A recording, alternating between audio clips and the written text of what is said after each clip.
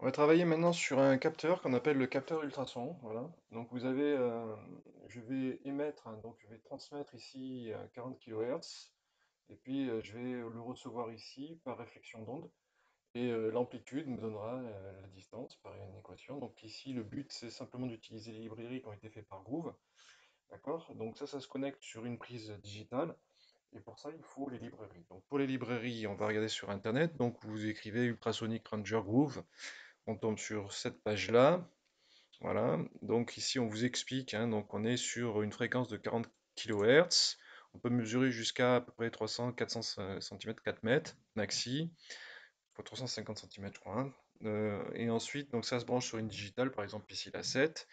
Et puis vous avez un exemple de code qui est donné. Donc là, il n'y en a qu'un exemple de code. Donc par exemple ici, on va, pareil, hein, pour les paquets. On Voilà, va parler donc du LCD. Le sur la fin, LCD, c'est un petit écran qui nous permet de... vous avez ici toutes les librairies. Donc on clique dessus. Donc c'est pareil, hein, les librairies, on les télécharge. Voilà, on le met sur le bureau. Hop, le bureau. Alors je l'avais déjà fait.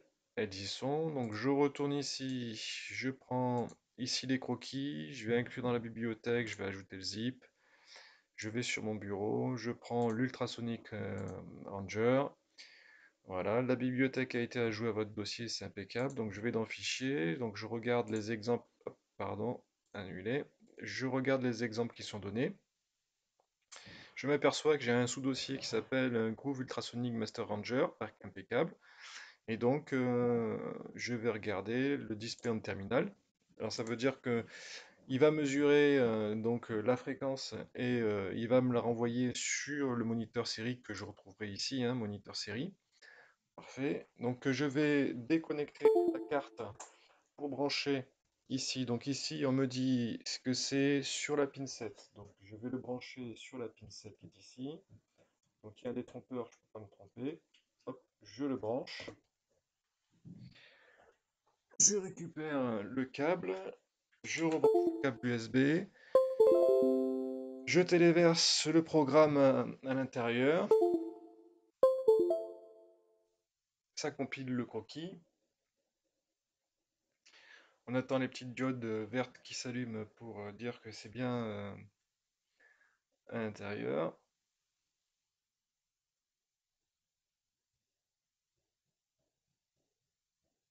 Ça clignote, c'est parfait. Pour ma part, je débranche, je rebranche pour être sûr. Comme ça marche. J'ouvre le terminal, moniteur série. Voilà. Alors, il y a des caractères un petit peu spéciaux qui sont ici. Donc ici, on voit bien que voilà, il voit quelque chose. Donc on pourrait faire des mesures, hein, et s'assurer que c'est bien ça. Donc vous avez à peu près 4 cm ici. Donc on va mesurer. Hop, j'ai une petite règle. Donc je suis à peu près à 4 cm ici, 4-5 cm. Voilà, 4-5 cm, c'est à peu près ça, 4 cm. Bon, c'est pas très très précis, mais voilà, ça vous donne. Donc la résolution ici du programme se mesure en centimètres. D'accord? Si vous voulez, on va retourner, on va enlever ça, puis on va enlever les inches. Donc pour enlever les inches, ben, je supprime ça, ou je le mets en commentaire. Donc on va regarder ici le programme, qu'est-ce qu'il fait. En fait, il avait une bibliothèque qui s'appelle NQ Ultrasonic. Donc mon objet ultrasonique avec 7 qui va chercher la bibliothèque ultrasonic.h. Ben, je le définis ici. Donc, je fais ensuite une communication série de 9600 bits par seconde avec mon ordinateur par le port USB. Dans ma boucle, je définis une variable longue qui s'appelle range in centimeters. Et qu'est-ce que j'affecte dans range centimeters, pardon, de la bibliothèque ultrasonique? Eh bien, on va chercher donc de cet objet ultrasonique qui va chercher tout, on va chercher la fonction qui s'appelle mesure in centimètres. Voilà. Je mesure en centimètres de mon objet ultrasonique qui contient toutes les fonctions et les variables et je l'affecte à cette variable-là. Ensuite, je fais un serial print la valeur de cette variable. Et puis, bon, il y a un commentaire, c'est entre 0 et 400 cm. Et ensuite, je rajoute centimètres pour faire bien, et je fais un ln, c'est-à-dire je reviens à la ligne. Et ça, je l'effectue tous les 250 millisecondes. Donc on revient ici, on recompile parce qu'on a enlevé tout le reste et on vérifie que c'est bien ça.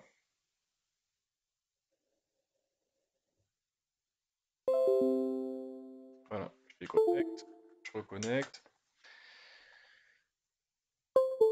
C'est parfait.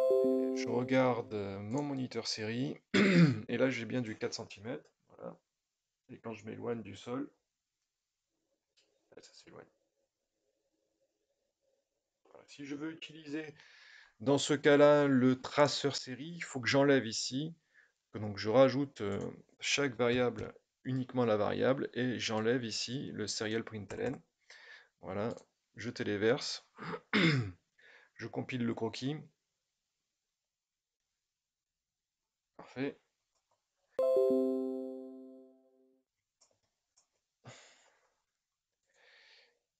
Je regarde mon moniteur série.